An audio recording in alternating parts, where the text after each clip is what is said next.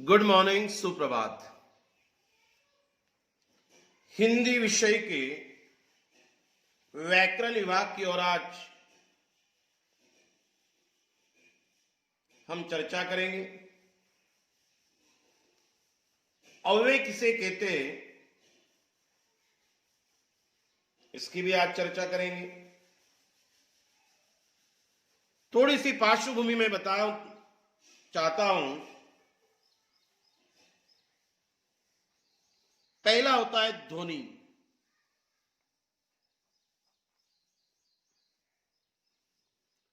ये जो ध्वनि है उससे जो है शब्द, ये जो शब्द किसे कहते हैं, शब्द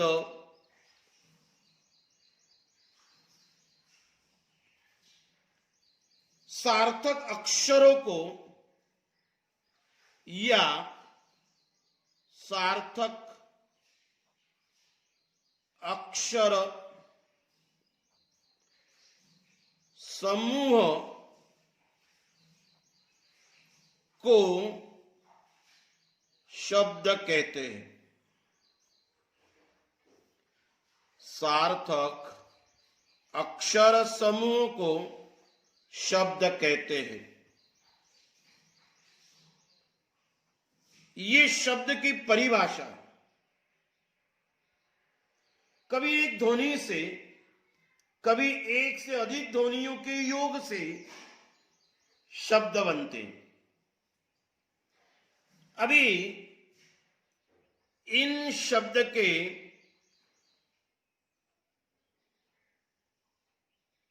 मुख्य दो भेद है।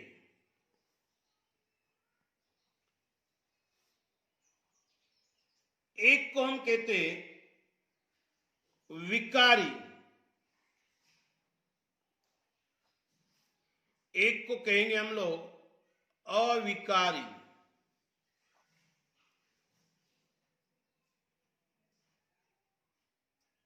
विकारी, अविकारी, ये जो है शब्द के दो भेद हैं। इसको अन्य नामों से भी जाना जाता है। विकारी को हम कहेंगे सव्यय, अविकारी को हम कहेंगे अव्यय। सव्यय और अव्यय ये ऐसे इसके दो नाम और हमें मिलते हैं। अभी सव्यय, अव्यय, विकारी,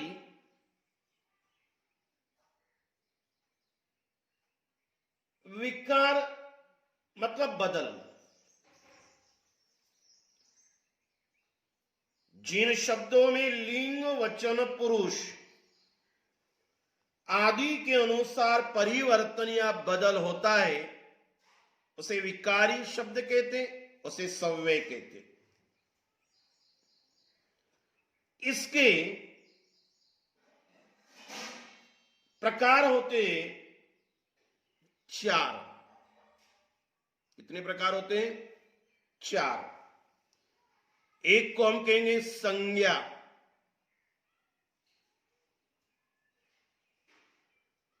दूसरे को हम कहेंगे सर्वनाम,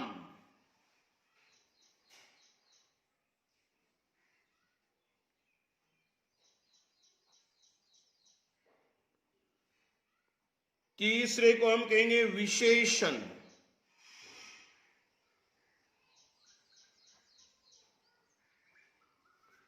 और चौथे को हम कहेंगे क्रिया। मेरे बच्चों, विकारी शब्द जिसे हम सव्यय कहते, पहला प्रकार संज्ञा, सर्वनाम, विशेषण और क्रिया। अभी अविकारी में क्या होता है?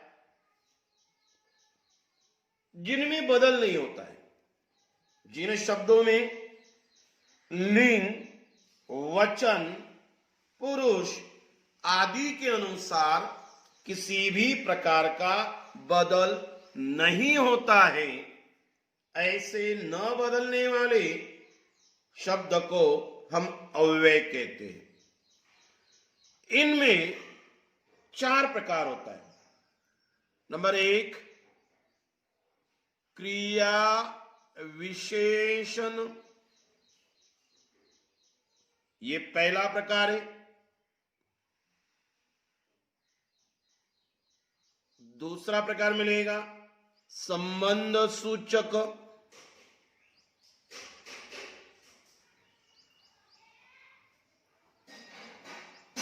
ये दूसरा प्रकार है। तीसरा मिलेगा आपको समुच्चय बोधक, ये तीसरा प्रकार है अव्यय का। और चौथे में मिलेगा आपको विस्मयादि बोधक।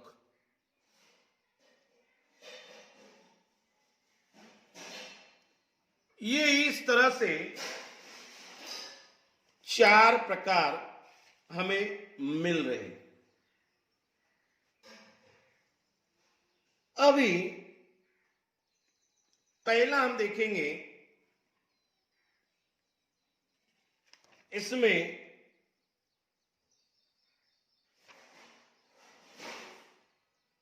अव्यय किसे कहते हैं।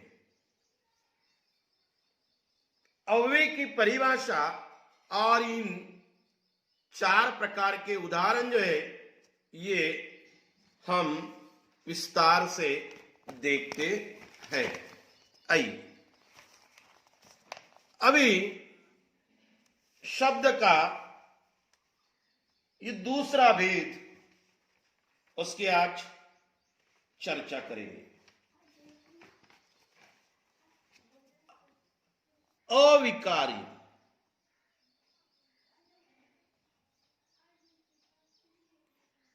अविकारी शब्द, जिसे हम अव्यय भी कहते हैं। क्या कहते हैं इसे? हम अव्यय भी कहते हैं। अभी ये अव्यय की परिभाषा क्या है, उसकी व्याख्या क्या है? जिन शब्दों में पुरुष, लिंग, वचन आदि के अनुसार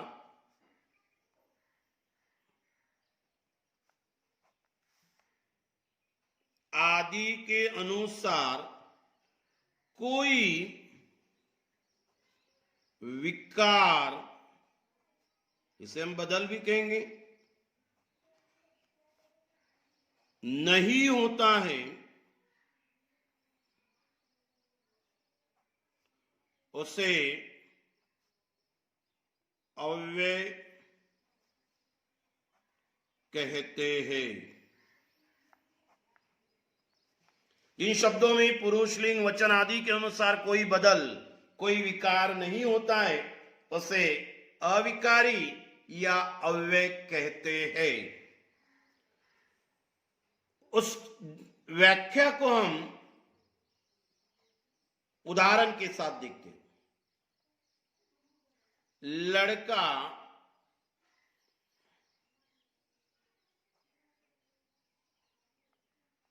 बाहर खड़ा है।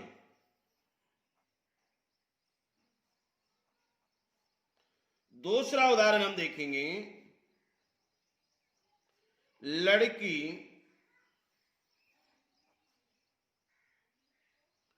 बाहर खड़ी है। तीसरा उदाहरण हम देखेंगे, लड़के बाहर खड़े हैं।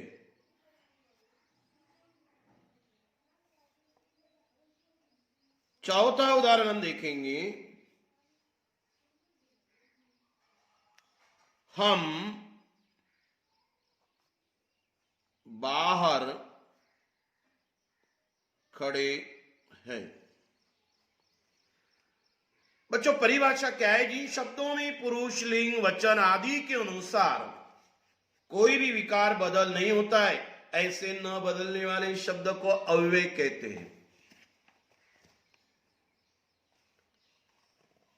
उसके कुछ 4 उदाहरण मैंने लिखे। लड़का बाहर खड़ा है, लड़की बाहर खड़ी है, लड़के बाहर खड़े, हम बाहर खड़े। जिन शब्दों में पुरुष लिंग वचन, पुरुष संज्ञा के बदले में जो शब्द उपयोग में आता है उसे कहते हैं सर्वनाम। और सर्वनाम का पहला प्रकार होता है प्रथम पुरुषवाचक सर्वनाम। प्रथम पुरुषवाचक सर्वनाम इस सर्वनाम का पहला प्रकार है। कर्ता स्वयं के लिए जो शब्द इस्तेमाल करता है वो होता है प्रथम पुरुष। मैं, हम, ये आ गया पुरुष। कर्ता दूसरों के लिए जो शब्द इस्तेमाल करता है उसे कहते हैं द्वितीय पुरुष। तुम, तू। कर्ता जो हमारे पास उपलब्ध नहीं है, तीसरे के लिए जिन शब्दों का इस्तेमाल करता है उसे कहते हैं तृतीय पुरुष। वे, वो हो। तो हम शब्द आ गया पुरुष। लिंग, पुल्लिंग और स्त्रीलिंग। लड़का शब्द पुल्लिंग है, लड़के शब्द स्त्रीलिंग है। यह आ गया लिंग के बारे में। माफ करना, यह शब्द है लिंग के बारे में। लड़के एक नहीं ज्यादा है तो यह बन गया वचन। मेरा कहने का मतलब यह है पुल्लिंग, यह है स्त्रीलिंग, यह है बहुवचन, यह है पुल्लिंग पुरुष। इनमें बदल है। उसी प्रकार से क्रिया भी बदलती है। खड़ा है, खड़ी है, खड़े है, खड़े। लेकिन इन शब्दों में किसी भी प्रकार का बदल नहीं हो रहा है। ऐसे न बदलने वाले शब्द को अव्यय कहते हैं। अव्यय का पहला प्रकार है क्रिया विशेषण अव्यय। क्रिया विशेषण अव्यय, यह है उसका पहला प्रकार। क्रिया विशेषण अव्यय, इसकी परिभाषा क्या है? जो अव्यय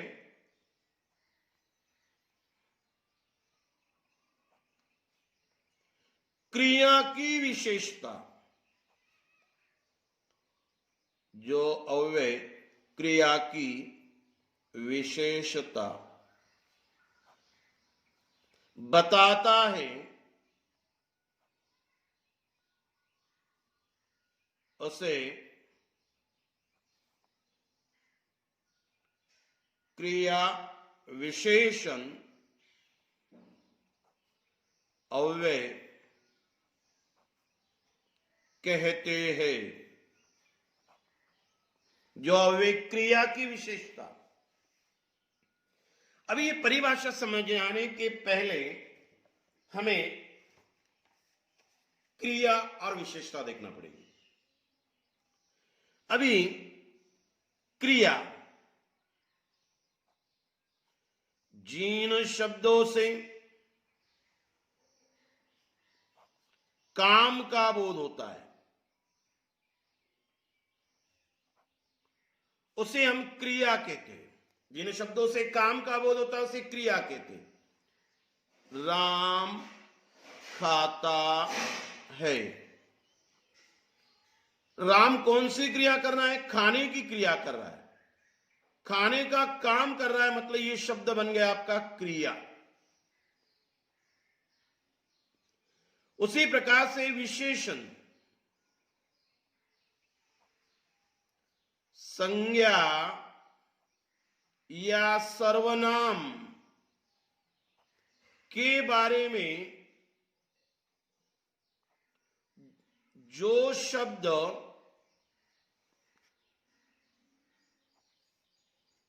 विशेषता बताता है उसे विशेषण कहते हैं। ये होगी विशेषण। मैं कहूंगा राम अच्छा है। राम बन गया आपका संज्ञा। अच्छा शब्द जो बनेगा संज्ञा के बारे में विशेषता बताता, ये बन गया विशेषण। मैं कहूंगा वह अच्छा है। राम के बदले में मैंने वह शब्द का इस्तेमाल किया, उपयोग किया, तो यह बन गया सर्वनाम। सर्वनाम के बारे में जो शब्द विशेषता बताता है उसे कहते विशेषण। हमें चाहिए क्रिया विशेषण। क्या चाहिए हमें? क्रिया विशेषण। अभी मैं कहूंगा जैसे राम धीरे धीरे चलता है। राम धीरे धीरे चलता है। राम की क्रिया है चलने की, ये बन गई क्रिया। हमारी परिभाषा है जो अव्यय क्रिया की विशेषता बताता है उसे कहते क्रिया विशेषण अव्यय। उदाहरण में कभी हम आते हैं, राम की क्रिया कौन सी है? चलने की, ये बन गई उसकी क्रिया। लेकिन राम जो है चलता है, लेकिन कैसे चलता है? तो धीरे धीरे शब्द ये उसकी विशेषता बताता है, चलने की विशेषता बताता है। इसीलिए ये शब्द बनेगा आपका क्रिया विशेषण अव्यय। क्रिया विशेषण अव्यय बनेगा। क्रिया के बारे में विशेषता बताता है, संज्ञा के बारे में नहीं। क्रिया के बारे में विशेषता बताने वाले शब्द को हम कहते क्रिया विशेषण अव्यय कहते हैं। मैं कहूंगा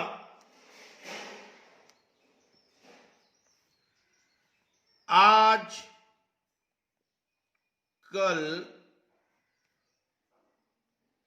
बारिश हो रही है। आजकल बारिश हो रही है। ये बारिश हो रही है, होने की क्रिया है, लेकिन कब? आजकल। तो ऐसे इन शब्द को हम क्रिया विशेषण अव्यय कहते हैं। बच्चों ये हो गया क्रिया विशेषण अव्यय के बारे में।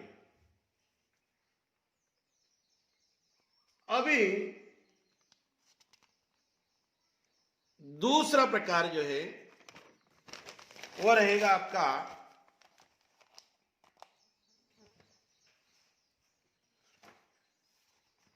संबंध सूचक अव्यय। लेकिन बच्चों आपको पता होना चाहिए, इसीलिए मैं बताना चाहता हूं,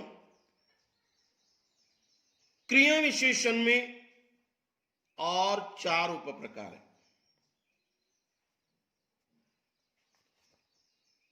नंबर 1 स्थानवाचक।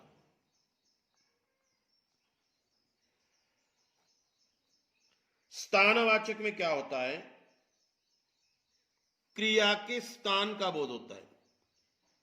क्रिया के स्थान का बोध होता है। जैसे वह यहां आया, वह आया आने की क्रिया कर रहा है, लेकिन कहां? यहां। यहां मतलब स्थान। तो यह बन गया स्थानवाचक क्रिया विशेषण। नंबर 2 कालवाचक। काल में क्या होता है? क्रिया के काल का बोध होता है।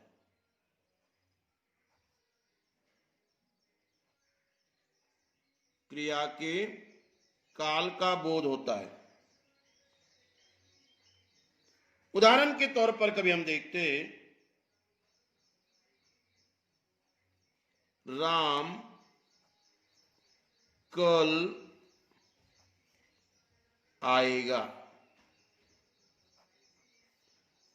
राम आएगा, आने की क्रिया कर रहा है, लेकिन कब? कल। कल मतलब काल, और काल मतलब समय, इसीलिए कालवाचक क्रिया विशेषण। तीसरा प्रकार जो है रीति, रीतिवाचक। इसमें रीति का, इसे हम ढंग भी कहेंगे, तरीका भी कहते हैं, इसका बोध होता है, तो उसे रीतिवाचक क्रिया विशेषण अव्यय कहते हैं। वह धीरे धीरे चलता है। उसकी चलने की क्रिया, लेकिन चलने का तरीका जो है उसका, ये तरीका, ये ढंग जो है, ये जो रीति है, ये रीति धीरे धीरे, इसीलिए उसे रीतिवाचक क्रिया विशेषण अव्यय कहते। अंतिम जो है इसका प्रकार परिमाण वाचक। इसमें क्या होता है? इस क्रिया में परिमाण का बोध होता है। क्रिया के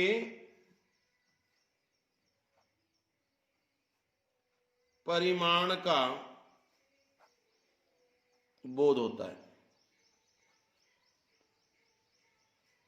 अभी उदाहरण के तौर पर कभी हम देखते, उसने बहुत गाया। वो गाया, गाने की क्रिया कर रहा है, लेकिन कितना गा रहा है? बहुत। अनिश्चय, निश्चित नहीं है। तो इस तरह से ये परिमाणवाचक, रीतिवाचक, कालवाचक और स्थानवाचक, ये अव्यय के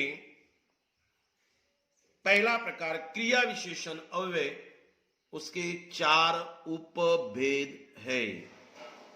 बचे हुए 3 प्रकार जो है वो नेक्स्ट पार्ट में हम देखेंगे। धन्यवाद।